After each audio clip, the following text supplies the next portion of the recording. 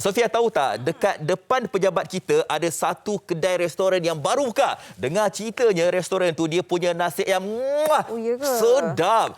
Lagi-lagi kalau dia punya sambalnya tu sedap. Apa kata kalau lunch nanti saya belanja awak? Nak tak? Bila? La ilaha illallah. Saya bercakap dengan awak ni. Apa dia? Saya cakap. Sibuk lah. Sibuk apanya? Buat ni ada buat kerja. Sofia, bila saya bercakap, awak kena tengok saya. Saya duk cakap pasal satu kedai makanan yang sedap ni, apa semua ni, kan? Saya nak belanja awak tengah hari ni. Macam mana, awak free ke tak? Apa awak tanya ni? La ilaha illallah. Dah lah kalau macam ni, tak apalah. Biar awak main phone awak tu, awak seorang-seorang je. Kita jangan jumpa lah. Fat. Mainlah sini balik. Kejap tengok phone. Minta maaf.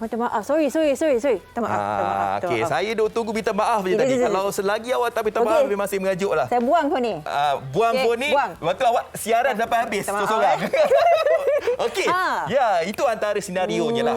Kalau kita ni bercakap bukan sahaja dengan kawan-kawan, malahan orang yang rapat dengan kita, kawan-kawan biasa pun boleh juga kan. Apabila kita bercakap tu, seorang-seorang tu kena pandang satu sama lain dan elakkan main phone. Ya, itu antara adegan yang menunjukkan kadang kita mungkin tak berniat untuk kurang ajar, tak beradab, tetapi perlakuan kita, aplikasi itu macam mana. Sedangkan dah lama tak jumpa ni, tapi kita cukup melekat dengan telefon kita ini. Mungkin dengan pengaruh media sosial, kita juga tak pandai untuk bertutur secara berdepan. Betul. Okey, untuk itu kita nak bercakap tentang adakah adab berbicara ini semakin hilang. Kita ingin bersama dengan Profesor Dr. Rosby Ismail di Balai Dekan Fakulti Sains Sosial dan Kemanusiaan UKM. Assalamualaikum, Prof. Waalaikumsalam. Apa khabar Fazli, Sofia? Sihat ke? Oh, alhamdulillah sihat. Kalau tak sihat kita tak berlakon tadi, Prof. Patutlah saya nampak tadi.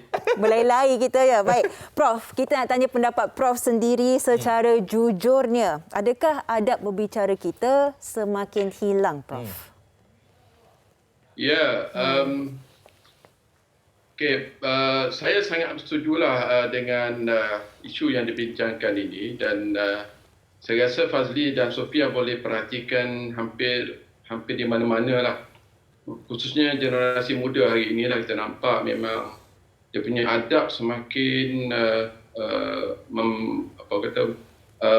menakutkan dan semakin menurun lah. Dan kalau kita lihat dalam konteks adab ni adalah suatu elemen penting dalam pembentukan nilai sasiah individu lah, ke arah menjadi orang yang lebih dewasa kan. Jadi kalau di masa kecil lagi sudah tidak ditanamkan dengan adab-adab yang baik, saya rasa nanti kemungkinan besar bila dia besar menjadi seorang remaja, orang dewasa, mungkin adab itu semakin lama semakin menjadi sebahagian daripada orang kata adab yang tidak bagus tadi itu dan jadi darah daging kan. Dan apa tidaknya kalau kita lihat sejak daripada kecil, kadang sejak umur setahun dah diberi gadget, telefon dan sebagainya kan. Jadi kanak-kanak ni dia belajar secara tidak formal daripada ejen-ejen inilah. Akhirnya perkataan, bahasa, expression yang ditunjukkan dalam sosial media itu akan mempengaruhi mereka dan menganggap itu sebagai yang betul. Itu bahaya. Jadi kalau kita lihat dalam konteks moral nilai ni kan, kalau kita lihat secara psikologinya, memang mengikut teori psikologi, ejen sosialisasi ni memang disebut secara spesifik yang membentuk sikap manusia dan juga tingkah laku serta perwatakan. Antaranya adalah social environment tu adalah ibu bapa, adik-beradik, rakan, guru, komuniti dan sebagainya. Jadi kalau sekiranya benda-benda ni berfungsi dengan baik, saya rasa dia akan membentuk satu adab yang baiklah. Tetapi kita lihat mungkin Fazli dan Sofia boleh lihat, kadang-kadang di rumah kita ada perkataan-perkataan tidak bagus, bodoh, bangang, bila dia bercakap dengan gila, macam-macam lagi lah. Jadi kita kata daripada mana kan? Sedangkan kita tak ajar anak kita buat benda-benda ni, tapi kita terdengar kadang mungkin dia bercakap bila dia marah sama adik-beradik dan sebagainya. Jadi kita akan tertanya-tanya daripada mana datang ni. Rupanya ejen tadi yang saya sebut tadi, ejen sosialisasi tu, ejen social environment tadi. Itu siapa? Mungkin kawan sekolah. Adalah mungkin anak-anak yang mungkin tidak terdidik secara baik daripada family dia. Akhirnya dia bawa ke sekolah dan anak kita pula terikut dengan dia dan bawa balik ke rumah. Jadi persoalannya daripada mana ini? Jadi bila saya kaji, saya dapati memang ada elemen-elemen baru yang tidak ada dalam teori-teori psikologi. Iaitu elemen dulu, teori-teori ini dibentuk tidak ada ejen, kita katakan sebagai sosial media. Jadi sekarang ni ejen sosial media ni sebagai satu benda yang penting dalam membentuk orang berkomunikasi. Baik, Prof. Kan? Betul. Betul lah apa yang Prof katakan. Pembentukan adab itu memang bermula dari rumah, daripada ibu bapa. Tetapi sekarang ini disebabkan banyak media sosial, jadi mungkin kita terpengaruh dengan adab di media sosial. Itu kata Prof. Tapi sekarang ini kita nak dengar apa kata orang ramai. Kenapa adab berbicara ini semakin kurang? Bersama dengan wartawan Asri. Jom kita saksikan.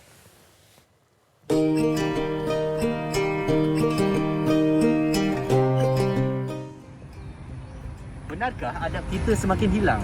Di mana warisan kita yang kaya dengan budi bahasa serta bersopan santun nak minta tolong seolah-olah memberi arahan, bercakap macam tak ada bakas. Penggunaan bahasa yang kesat menjadi kelaziman. Ditegur malah tiada respon. Justru saya ingin bertanya kepada orang ramai tentang apakah punca terjadinya perkara sebegitu.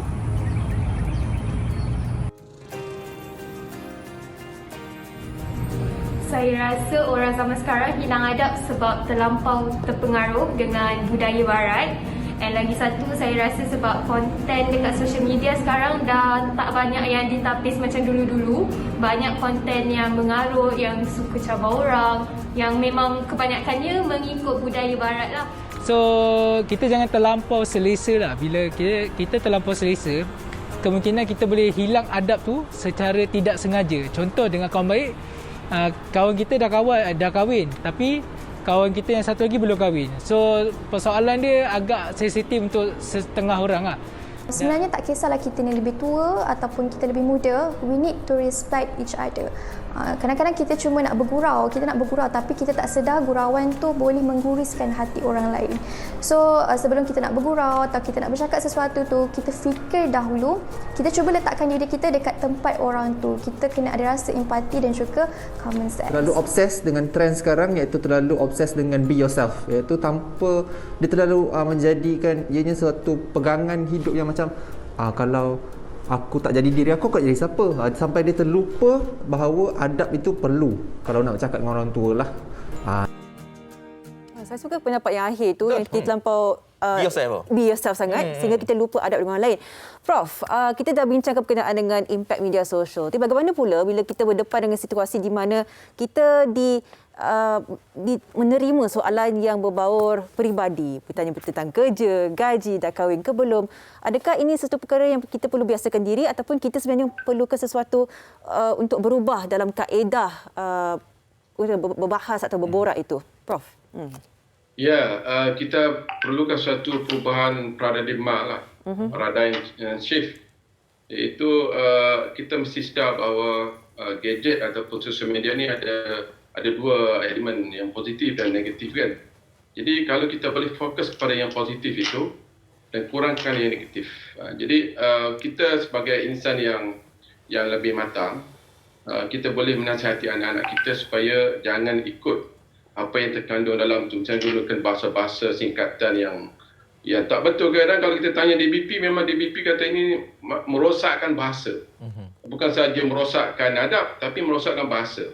Menggunakan singkatan-singkatan tertentu, gunakan perkataan-perkataan yang pada dia gurauan ataupun biasa, tetapi setengah orang sebagai satu yang jelek, yang sensitif. Jadi saya rasa sudah tiba masanya untuk ibu bapa memantau dan juga menasihati anak-anak mereka supaya jangan sangat kita kontrol. Mungkin masa dia menggunakan gadget kita kontrol, dan juga dalam masa yang sama kita menasihati mereka supaya jangan terikut sangat dengan bahasa-bahasa tertentu. Dan kalau boleh kurangkan secara maya, lebihkan kepada face to face. Kan dulu kan kita bapa kita ajar kita beradab kan, rumah orang tua dulu. Kalau orang datang ke rumah kita, kadang kita tunduk kan, nurut badan sikit kan, berjalan depan untuk. Sekarang ni mana ada? Tak ada dah.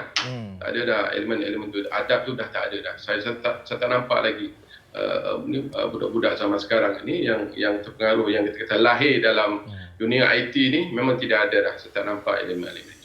Prof, bagi menjawab persoalan untuk kita nak mengangkat adab ini, untuk menjaga adab ini, terutama sekali apabila kita nak memulakan perbualan sebenarnya. Kadang-kadang ada di antara kita yang ingin memulakan perbualan apabila percakapan itu telah pun dimulakan, tapi kita tidak sedar rupa-rupanya kita ini mengguris perasaan orang yang kita tanya soalan itu ataupun orang yang berada di sekeliling kita itu. Jadi Prof, mungkin pemahaman kita pada pagi ini, Prof mungkin boleh memberikan sesuatu. Apakah adab yang seharusnya dilakukan oleh seseorang individu itu untuk memulakan percakapan ataupun berada dalam situasi yang kita sebutkan tadi, Prof?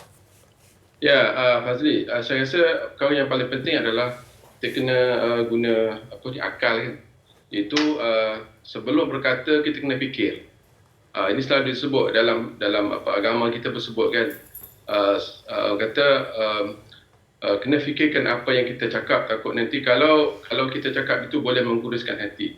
Pepatah Melayu pada sebut telajak perahu boleh diundur, kan? Juga kata lidah itu ataupun perkataan itu lebih tajam daripada mata pedang. Itu apa maksud dia? Itu maknanya kita kena fikir, adakah perkataan pengucapan kita itu nanti boleh mengguruskan perasaan. Kadang ini tidak berlaku. Kebanyakan kita tidak sedar. Sedangkan Tuhan bagi kita ni untuk kita fikir apa yang kita nak cakap tu. Jangan kita cakap je kan. Akhirnya orang kata laju mulut daripada otak itu bahaya. Bila mulut lebih laju daripada otak itu bahaya. Orang kata tak boleh nak buat apa lah. Dah terlepas. Baik Prof, akhir sekali mungkin satu nasihat secara ringkas ni kepada semua lah, bagi kita semua yang orang kata ingin bertutur dan berkomunikasi lebih baik dengan orang lain. Apakah yang perlu kita lakukan untuk perbaikan diri, Prof? Ya, untuk kanak-kanak saya rasa ibu bapa perlu mainkan peranan lah untuk saya rasa mengajar dan mendidik anak-anak mereka cara berkomunikasi yang betul. Kadang ya nampak macam biasa kan, nampak macam alamak takkan nak ajar kan. Tapi yes, kena ajar. Kalau kita di universiti belajar ucapan umum kan, public speaking. Kenapa kita tidak ajar anak-anak kita belajar cara menghormati orang tua, cara bercakap dalam majlis, cara bercakap dengan adik-beradik, cara bercakap dengan ahli keluarga, dengan guru, dengan kawan. Jadi benda ni kena jadikan satu budaya, barulah betul. Kalau tidak nanti kita akan melahirkan generasi yang lebih teruk lah. Baik. Okey, baik. Terima kasih Prof. InsyaAllah sama-sama untuk kita menjaga adab kita lah selepas ni. Baik, terima kasih Prof. Assalamualaikum. Terima kasih. Okey, sama-sama. Okey, Profesor Dr. Rosmi Ismail, Timbalan Dekan Fakulti Sains Sosial dan Kemanusiaan UKM. Tapi betul lah apa yang Prof katakan, macam kita ni kalau ada anak-anak kita ajarlah, contohnya kalau nak masuk dekat dalam rumah tu bagi salam, Assalamualaikum, ataupun nak makan tu baca doa makan. Macam itulah kita ajar dari kecil lah sebenarnya. Betul. Komunikasi ni orang kata satu seni tau. Kita kena belajar, kita kena hormat orang, kita kena orang kata read the body language. Betul? Bukan sekadar kita melontarkan kata-kata saja.